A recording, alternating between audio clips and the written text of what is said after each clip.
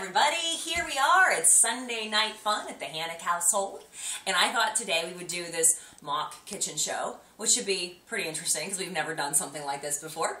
This is my daughter, Chef Marissa. I usually call her Chef Biss. She's the one that's finding all these cool recipes for my Pinterest page, and she's my social media consultant. So with that, I want to talk to you today about something that's in one of my blogs on my website at dynamicfxfitness.com. The blog is called Treats, Cheats, and Healthy Alternatives. I have found that with a lot of my clients that are first starting diet programs and fitness programs and nutrition plans, that they're looking for ways to be able to have things that were part of their old life, part of their old plan. They're not quite ready to give them up yet, but they aren't ready to cut the cord and go to totally healthy things that they've never maybe eaten before.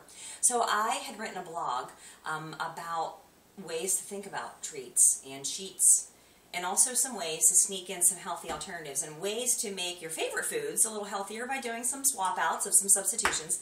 So I have a little bit of everything today. Now, last week, I think I had referenced on Sunday about Marissa's amazing No Big Energy balls that we have now affectionately termed birdseed balls, because she was right. They look like birdseed when we make them. But they have become so popular that I actually had some all ready to show you at the end of the little demonstration today, and then I found out the cameraman ate them before the show started. So I don't have one that's already rolled, but we are going to show you some of the ingredients that are in the birdseed balls, and they're pretty tasty. They don't look that tasty right now, but they are pretty tasty. So Marissa has everything artfully designed for you within the bowl. So let's talk about what's in the bowl. Right here we see some this is ground flaxseed. We did it in the coffee grinder because they were whole seeds, so you have to grind them in order to be able to digest them.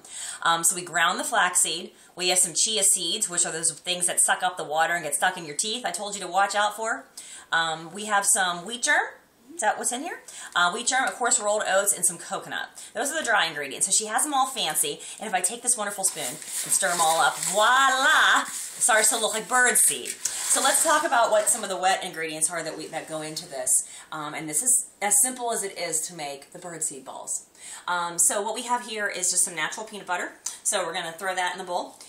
We also have just some honey. I like honey. I also like agave. I tend to go with honey. It's just a little more of a natural product. In that regard, I like how it tastes. So I'm going to pop that in the bowl as well. I feel like Rachel Ray today. This is so exciting. So she's going to take the peanut butter out. She's going to stir it all up. It's going to make this pasty goop that's quite a mess. But what ends up happening is that when it's that nice pasty goop, she's going to roll some little balls that look like birdseed balls. But we have found that they are a great little pre-workout snack when you need something a little bit sweet. We roll them, we keep them in the fridge, and they don't have anything that you can't find at your regular grocery store. It just takes a little bit of time to measure and prep everything as usual. But it makes usually about 24. Is that many? About 24? They're pretty darn tasty. Lots of good stuff in there. Lots of fiber from chia seeds. And it makes my hair grow. All right, so let's talk about something else. One of the things I discovered this week that I am super excited about is a very magical ingredient called sugar-free, fat-free cheesecake pudding made by Jell-O. I stumbled upon a recipe that is so simple, and it's such a surprise. It is not regular cheesecake. Let's get that straight right now. We're making cheesecake yogurt. It is not cheesecake. But if you need something sweet like that, and you feel like that is something that's going to keep you from diving into a bag of Oreos late at night, this might be a really good substitute. So all this is right here is a half a cup of plain Chobani Greek yogurt. It's nice and thick. Doesn't have much flavor. You hear that I said plain. I usually don't eat a flavored Greek yogurt. I like plain yogurt. But what I've added to it is something as simple as a teaspoon and a half of pudding mix and 1 packet of Truvia, another natural sweetener. These two ingredients with the Greek yogurt make the most delicious alternative to cheesecake. You can grate some chocolate over top. You can add some blueberries, some fresh berries. This is a recipe I stumbled upon in a fitness magazine, and I absolutely love it. Half a cup of this Greek yogurt only has about 70 calories. So again, I'm adding about 10 calories in pudding mix. I have an 80 calories snack at night. That's very, very satisfying. I really like it. So as I was playing around with cheesecake pudding mix, I thought maybe I should try this in one of my morning Shakeologies. So I have one here that I put together really quick. Let's move that aside. Ta-da! I might have to model my little Shakeology Snuggie wrap for you later. But this is a Shakeology recipe that I made today that was pretty tasty. I'm not sure why it didn't set up like pudding. I was hoping for that, but I think it might have been the fact that it was almond milk and not a regular cow's milk of sorts. But what this is a chocolate peanut butter cup cheesecake Shakeology. So what that means is that all I have in there is 8 ounces of almond milk, which is what I usually do in my morning Shakeology for those of you who are out there loving Shakeology like I do. 1 scoop of chocolate Shakeology, because that's the one I love the most.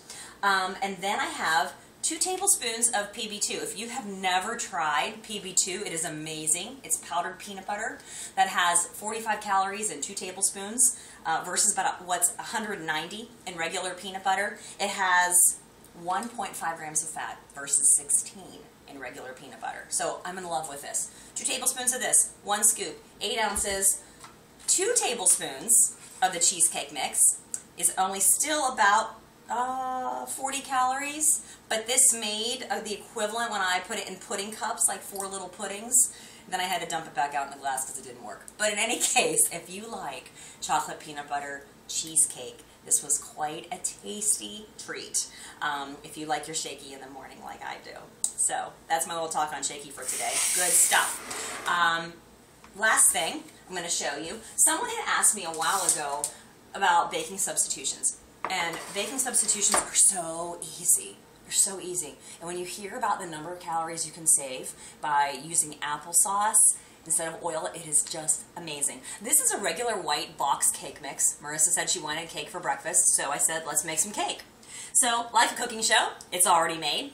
But the substitutions I made were as simple as swapping out the oil for unsweetened applesauce. So when I pull my applesauce out and I check the calorie count, a 1/4 cup of applesauce only has 25 calories. A tablespoon of oil has 120. So if I took the equivalent, 4 tablespoons is a 1/4 cup, that's about 480 calories of oil versus 25 calories of applesauce.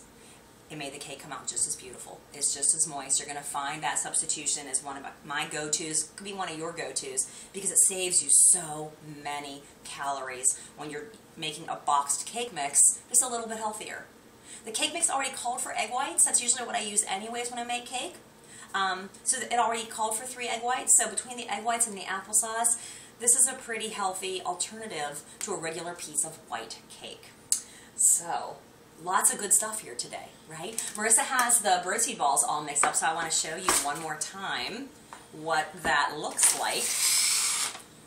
See, it kind of looks like pasty, yucky birdseed, but I'm going to tell you it tastes so good. When she rolls it, she rolls them about maybe a little bit bigger than a walnut, but that's about the average size of a birdseed ball. We just pop them in the fridge, and they are pretty darn tasty. So that is our little episode tonight of Treats and Cheats and Healthy Alternatives. I would love to do another show like this for you whenever I find yummy little things that could help you stop from indulging in a craving for something sweet and something delish that you know you shouldn't have but you really, really want. Maybe you'll pull out one of these alternatives in its place. So I guess I'll see you next time. Bye!